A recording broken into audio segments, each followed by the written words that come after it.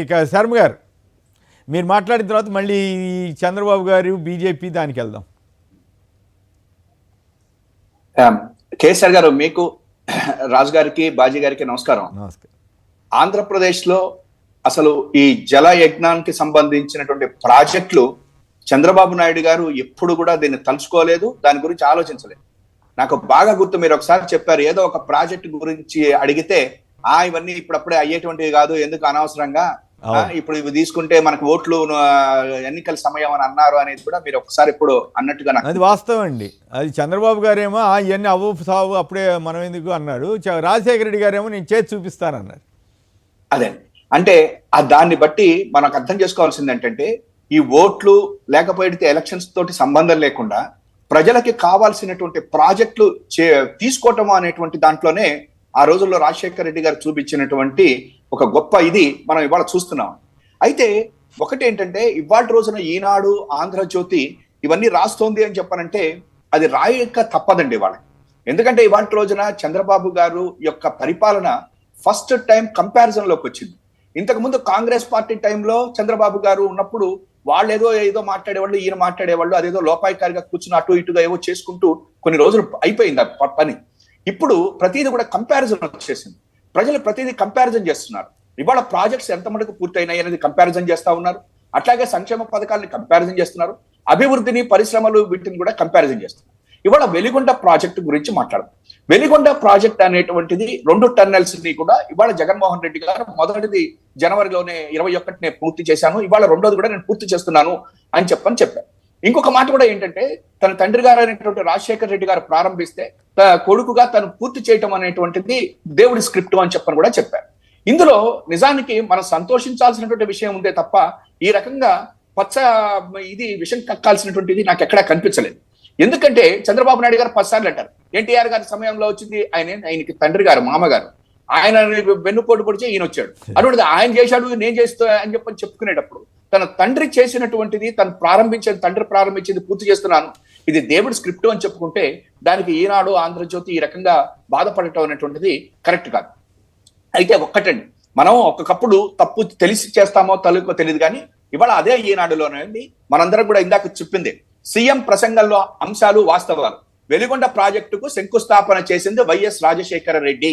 అంటే జగన్మోహన్ రెడ్డి గారు తన తండ్రి రాజశేఖర రెడ్డి గారు చేశారు అని చెప్పారని వీరి యొక్క విషం కక్కాలి అనుకున్నారు పాపం. ఇక్కడ కూడా చూడండి, 1996లో అప్పటి ముఖ్యమంత్రి నారా చంద్రబాబు నాయుడు గొట్టిపడియా ఆనకట్ట వద్ద తొలుత 940 కోట్ల అంచనా వ్యయంతో ప్రారంభించారు. ఆ తర్వాత 2004 అక్టోబర్లో సుంకేసుల వద్ద 5500 కోట్ల అంచనాతో మరోసారి శంకుస్థాపన చేశారు. అంటే అప్పటి వరకు జరగలేదనే కదా. మరి 9 సంవత్సరాల పాటు కట్టనటువంటి చంద్రబాబు నాయుడు గారు ఆ రోజున 980 కోట్ల నుంచి మళ్ళా సుంకేశ్వర మరోసారి శంకుస్థాపన చేశారు. అంటే చంద్రబాబు గారు ఎన్నిసార్లు అయినా శంకుస్థాపన చేసుకుంటూ పోవచ్చు, అది పూర్తి కాకపోవచ్చు, కానీ వాళ్ళు మాత్రము ఈ రకమైనటువంటిదే మాట్లాడుతున్నారు. అంటే వీళ్ళ ఉద్దేశం ఏంటంటే బాబు గారే శంకుస్థాపన చేశారు అని చెప్పుకుని చప్పట్లు కొడదాము, భజన చేద్దామని అనుకున్నారు. కానీ వాళ్ళకి తెలియదు ఏంటంటే చంద్రబాబు నాయుడు గారు 9 సంవత్సరాలు పూర్తి చేయలేదు.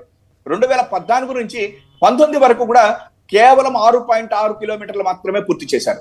అది మొత్తం కూడా పూర్తి చేసి ఇవాళ రోజున అది మొత్తం 37 కిలోమీటర్లు ఉన్నటువంటి దాన్ని జగన్మోహన్ రెడ్డి గారు ఇవాళ పూర్తి చేసేశారు.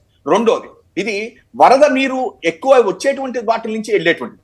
రెండోది తాగునీరు, సాగునీరు, అంటే 15 లక్షల మందికి తాగునీరు కూడా ఇందులో నుంచి వస్తుంది.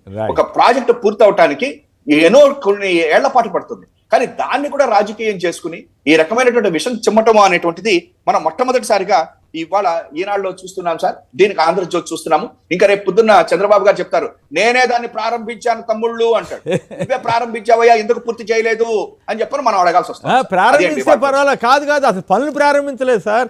ఎందుకంటే రాజశేఖర రెడ్డి గారు మీకు గుర్తుందా ఉంటుంది, ఆయన నాకు బాగా గుర్తు, ఎంపీల మీటింగ్ జరిగింది జూబ్లీ హాల్లో. అప్పుడు డైరెక్ట్గా హెచ్చరించాడు, చరిత్రహీనుడు అవుతావు చంద్రబాబు, నువ్వు కనుక ఈ ప్రాజెక్టులు పూర్తిగా నెగ్లెక్ట్ చేసి అసలు పట్టించుకోకపోతే ఈయన మీటింగ్లో అన్నాడు చరిత్రహీనుడు అవుతావు అని చెప్పి హెచ్చరించారు ఆ రోజున రాజశేఖర రెడ్డి గారు. అయినా కూడా చంద్రబాబు గారు పట్టించుకోకుండా ఏం చేశారంటే ఎలక్షన్ల ముందు శంకుస్థాపన చేసుకుంటూ వెళ్ళాడు 1999లో. ఆ తర్వాత అయినా వాటిని పట్టించుకోలేదు. ఆ తర్వాత రాజశేఖర రెడ్డి గారు ఆ ప్రతి శంకుస్థాపన శిలాఫలకం దగ్గరికి వెళ్ళి పూలు పెట్టి మేము వచ్చిన తర్వాత మొదలు పెడతామని చెప్పాడు. నిజంగానే ఆయన వచ్చిన దాకా ఈయన ఏం చేయలేదు. ఈయన మళ్ళీ శంకుస్థాపన చేసి పనులు మొదలుపెట్టారు. అది తేడా. అంతే, కరెక్ట్ అండి. ఆయన చంద్రబాబు నాయుడు గారు మొన్న కూడా మీరు చూస్తే 2014 నుంచి 19 వరకు కూడా లాస్ట్ 5-6 నెలల ముందు నిరుద్యోగ వృత్తి నేనే ఇచ్చాను తమ్ముళ్ళు, 2000 పింఛన్ నేనే తెచ్చాను తమ్ముళ్ళు అని ఇప్పుడు చెప్పుకుంటున్నట్టుగా ఇవన్నీ కూడా చంద్రబాబు గారు మొదటి నుంచి కూడా డ్రామా. ఇంకొకటి ఏంటంటే ఒక రకమైనటువంటి మేనేజ్మెంట్ అండి ఇది. ఈ పత్రికలు, ఈ టీవీ ఛానల్, మీడియా ఆయనకి మేనేజ్మెంట్. అందుకనే ఆయన గురించి ఒకటి అందుకనే ఆయన గురించి వాళ్ళెవరో వచ్చినటువంటి ఒక స్విట్జర్లాండ్ ఆయన అదే అన్నాడు, ఈ రకంగా కనుక మా దేశంలో కనుక చేస్తే ఒకటి పిచ్చాసుపత్రిలోనో చేరుస్తారు, లేకపోతే హాస్పిటల్లోనో చేరుస్తారు, లేకపోయేటట్టయితేనేమన్నా జైల్లో పెడతారు అని చెప్పాను. అందుకని వాటికైనా కూడా ఈ ఈనాడు, ఆంధ్రజ్యోతి విషం చిమ్మకుండా ఏదైనా జరుగుతున్నటువంటి వాటిల్ని ఇంకా ఎట్లా బాగా చేయొచ్చు అని చెప్పాలి. లేదా ఏంటంటైతేనేమన్నా చంద్రబాబుని దానికి భుజాన్ని వేసుకురావాల్సిన అవసరం లేదు. ఇవాళ ఈ 2 టన్నెల్స్ ని పూర్తి చేశాం. ఇవాళ వెలిగొండ ప్రాజెక్టు పూర్తయింది. రేపు జూన్, జూలై నెలల్లో ఎప్పుడైతే వరద నీరు వస్తుందో అప్పుడు ప్రజలకి తాగునీరు, సాగునీరు వస్తుంది. అక్కడ ఉన్నటువంటి మన కడప, ప్రకాశము, నెల్లూరు జిల్లాల్లో ఉన్నటువంటి ఫ్లోరైడ్ ఇది ఉన్నటువంటి చోట్ల మెట్ట ప్రాంతాలకి ప్రయోజనం జరుగుతుంది. దాన్ని చెప్పుకుంటే అయిపోతుంది.